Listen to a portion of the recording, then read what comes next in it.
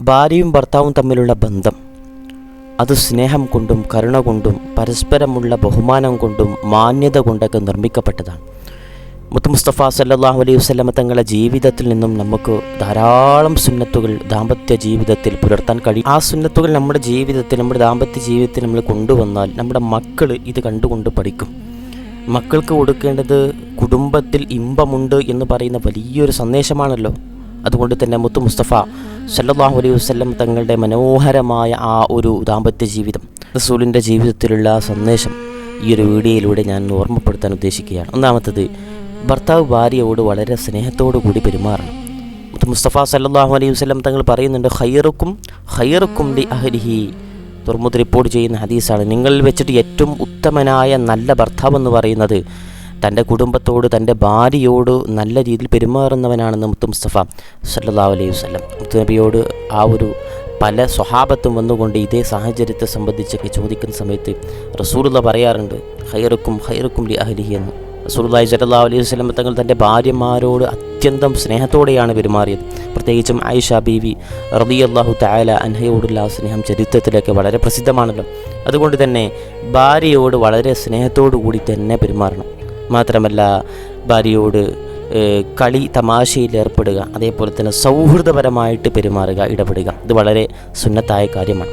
കാരണം റസൂലുള്ളാഹി സ്വല്ലല്ലാഹു അലൈഹി വസല്ലം യുലാഇബുനി എന്ന് മഹാനായ മുത്ത് മുസ്തഫ സല്ലല്ലാഹു അലൈഹി വസല്ലം തങ്ങളുടെ ജീവിതത്തിൻ്റെ സന്ദേശമായിട്ട് ആയിഷ ബീവി പഠിപ്പിക്കുന്നുണ്ട്. ഭാര്യയോട് സൗഹൃദപരമായിട്ട് സംസാരിക്കുകയും കളി തമാശകൾ ചെയ്യുമായിരുന്നു മുത്ത് റസൂലുള്ളാഹി എന്ന് തന്നോട് എന്ന് പറഞ്ഞുകൊണ്ട് ആയിഷ ബീവി പറഞ്ഞതാണ്. ആയിഷ ബീവിയുടെ ആ ഒരു റസൂലിനോടുള്ള സൗഹൃദപരമായ പെരുമാറ്റം, റസൂലിന് ആയിഷ ബീവിയോടുള്ള സൗഹൃദപരമായ പെരുമാറ്റം, സംസാരത്തിലാവട്ടെ മറ്റുള്ള കാര്യത്തിലാകട്ടെ, കളി തമാശകൾ, ഇതൊക്കെ പ്രത്യേകം സുന്നത്താണ്. ജീവിതമെന്ന് പറയുമ്പോൾ തമാശ വേണം, ചിരി വേണം, സന്തോഷം വേണമല്ലോ.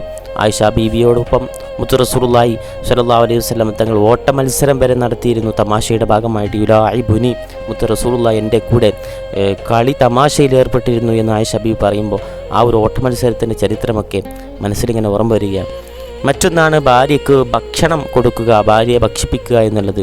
മുത്ത് റസൂലുള്ളാഹി സ്വല്ലല്ലാഹു അലൈഹി വസല്ലം തങ്ങൾ പറയുന്നത്, വലക അജ്റുൻ മാ അൻഫഖത അലാ അഹ്ലിക എന്ന്. ഭാര്യയ്ക്ക് ഭക്ഷണം കൊടുക്കുന്നതിന് പോലും നിനക്ക് പ്രതിഫലമുണ്ടോ എന്ന് മുത്ത് മുസ്തഫ സ്വല്ലല്ലാഹു അലൈഹി വസല്ലം. ഭാര്യയ്ക്ക് ഭക്ഷണം കൊടുക്കുന്നതിന് അതൊരു ചുമതലയാണ് എന്നതിനപ്പുറത്തേക്ക് അതിനൊക്കെ പ്രത്യേക പ്രതിഫലമുണ്ട്. അതായത് അതൊക്കെ ഒരു പ്രത്യേക തരത്തിലുള്ള സ്വതക്ക തന്നെയാണ്.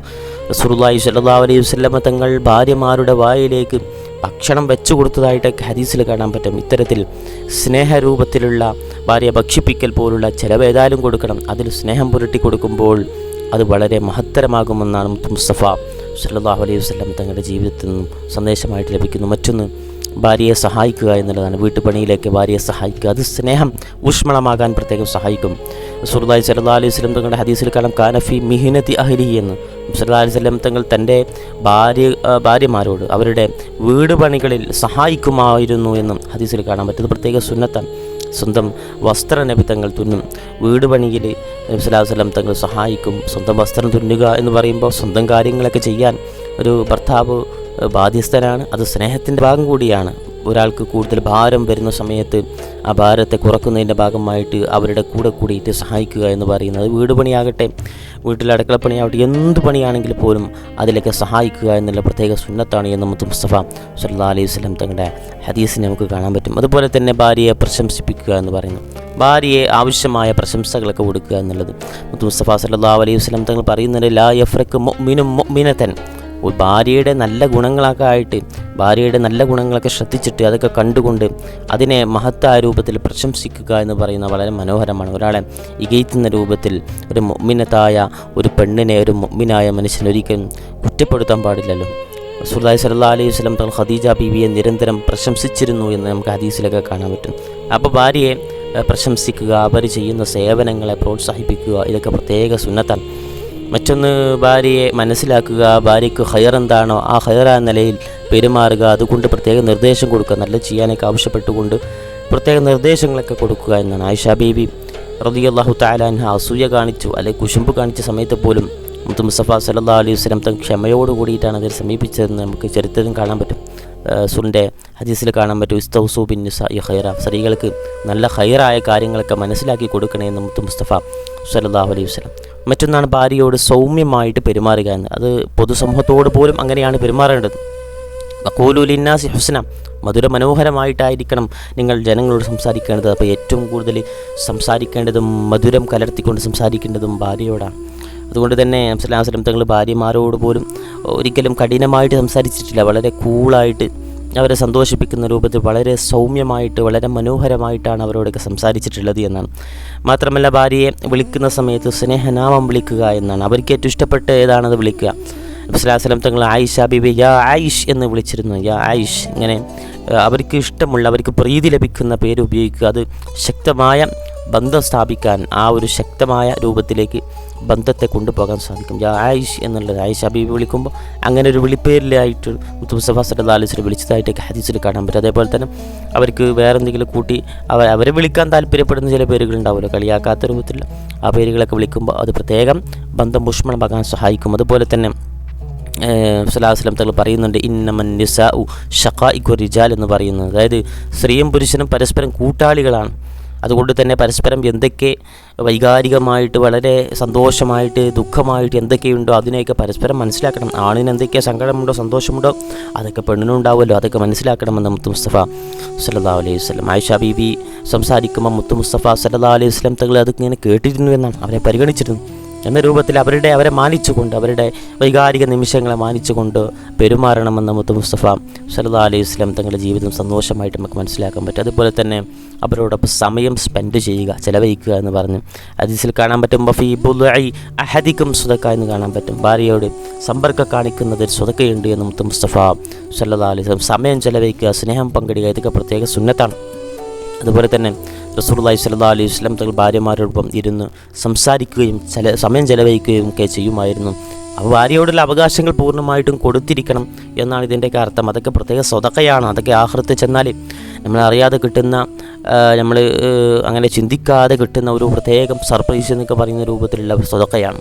അതുപോലെ തന്നെ ഭാര്യയെ സംരക്ഷിക്കണം, ഭാര്യയുടെ അഭിമാനത്തെ സംരക്ഷിക്കണം, അവരെ മാനിക്കണം. റിജാലു ഖവ്വാമൂന അല നിസാ എന്നല്ലേ വിശുദ്ധമായിട്ടുള്ള ഹദീസിലും ഖുർആനിലും വരെ അത്തരത്തിലുള്ള ഖുർആനിലെ വചനമാണ് റിജാലു ഖവ്വാമൂന അല നിസാ.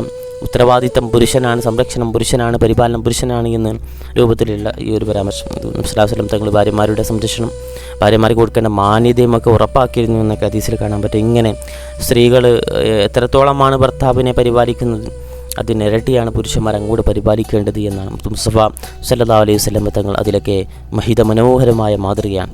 ഒരു ദാമ്പത്യ ജീവിതം എന്ന് പറയുമ്പോൾ അതിൽ ഇമ്പം ഉണ്ടായിരിക്കണം. അതാണ് കുടുംബം എന്ന് പറയുന്ന ആ ഒരു പദത്തിൻ്റെ ഉദ്ദേശം തന്നെ. ആ ഒരു ഇമ്പം വേണമെങ്കിൽ സ്നേഹം വേണം, പരസ്പരം മനസ്സിലാക്കുന്ന മനസ്സ് വേണം.